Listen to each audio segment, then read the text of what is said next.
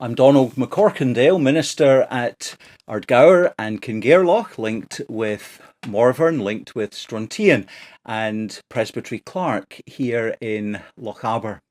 It is also my privilege to convene the Business Committee of the General Assembly and to share in that work with committee members, among whom, for a little while yet, is our outgoing moderator, the Rev Dr. Martin Fair. It has often been said, and I say again, Martin has been just the right person to lead us in these difficult days of the COVID-19 pandemic. The Church is indebted to him for his inspiring and energetic leadership, and we wish him and Elaine well as they adjust to their new normal. As we gather once again online, we present amendments to standing orders. You'll find them in Appendix B of the full report. These will facilitate our online business.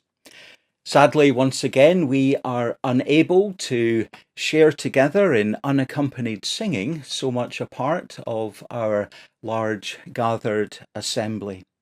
We are grateful to the Reverend Colin Rennick for his willingness to act as presenter, and we hope very much that at Assembly 2022 he will be able to lead us in praise. In accordance with Standing Order number 18, it's noted that the Procedure Committee will be pleased to receive nominations from commissioners with names of those who might serve on the Selection Committee.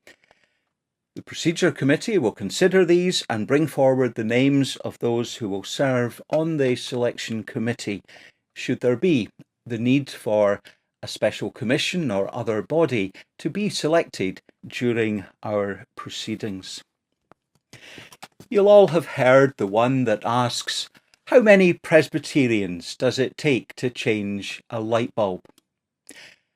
Let's flip that around and ask, how many light bulbs does it take to change the church?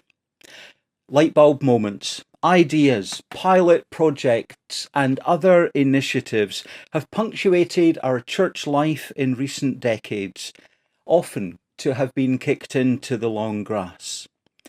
COVID-19 has been a catalyst to act on what we have long known and in many cases had already begun, including the need for restructuring, rationalisation and reform of our General Assembly. The committee brings proposals that build on the experience of the last year and more, and commit to early consultation and engagement with the findings on the Special Commission of the Effectiveness of Presbyterian Form of Church Governance, with the Legal Questions Committee, Assembly Trustees, the forums and other committees of General Assembly and its presbyteries. Next steps include an overture and an interim act to reduce the size of General Assembly from 1 in 4 to 1 in 5 of the total number of charges and other recognised ministries, reflecting the overall reduction in size of our church. We also encourage continuing implementation of some of the fast-track processes necessitated in this online world. We do so that together as General Assembly we can articulate meaningful, relevant 21st century strategic aims for the General Assembly as the supreme decision-making body.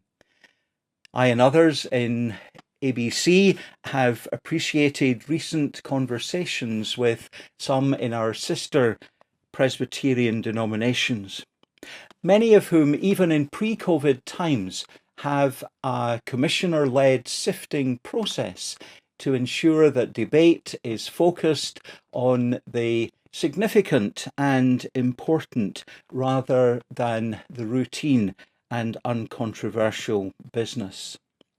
There are so many things that we do around the church, and General Assembly in particular, that we do because that's what we do, and that's the way we do it.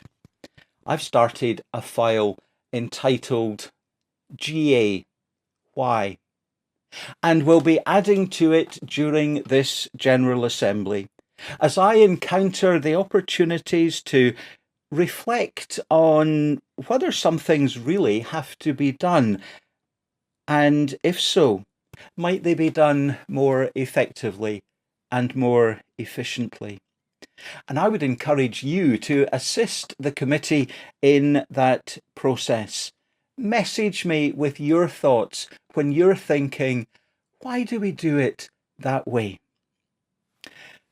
Part of General Assembly review and reform includes the consideration of the long-term future of the Assembly Hall as a well-equipped space in the right place for debate and decision-making by the Church in our digital age. Presbytery development is another area of our remit. Many have said that restructuring presbyteries is key to our effective future mission and ministry. Assembly Business Committee has an oversight role in that process, and we're glad to see several overtures from presbytery groups this year, and many planned to come to the next assembly, as we move towards fewer, larger presbyteries.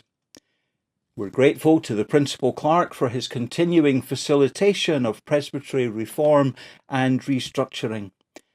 Detailed progress of how that looks across Scotland is included in a table in the full report. Crucial to our reforming future will be clearer lines of communication and accountability between General Assembly and its presbyteries. As a step towards fuller reporting and accountability, this year we invited presbyteries to prepare a 5-minute good news video, and we're delighted with those we have received and which will be available to you as part of your online assembly experience. Included in our remit is the support and review of the role of the moderator. A small committee convened by Susan Pym has been able to meet with many past moderators and many who have engaged with them. A full report will come to a future General Assembly, along with a review of the long-term future of the moderator's residence. We're grateful to our behind-the-scenes tech team, coordinated by the Reverend Michael Mayer, convener of our Assembly Arrangements subgroup, and supported by Oscus Media and Sanctus Media, making all this possible. Training opportunities in the use of Zoom and the Assembly Hub have helped prepare commissioners, you and others, for this, our gathering in General Assembly. It is with much sadness that the committee notes the passing of Judith Pearson, former convener of the Assembly Arrangements Committee.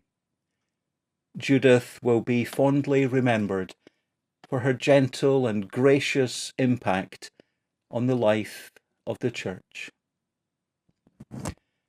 I look forward to presenting the report to General Assembly 2021, to answering your questions and shaping future priorities as together commissioners, corresponding members, youth representatives, delegates, visitors come together in General Assembly of the Church of Scotland. Thank you.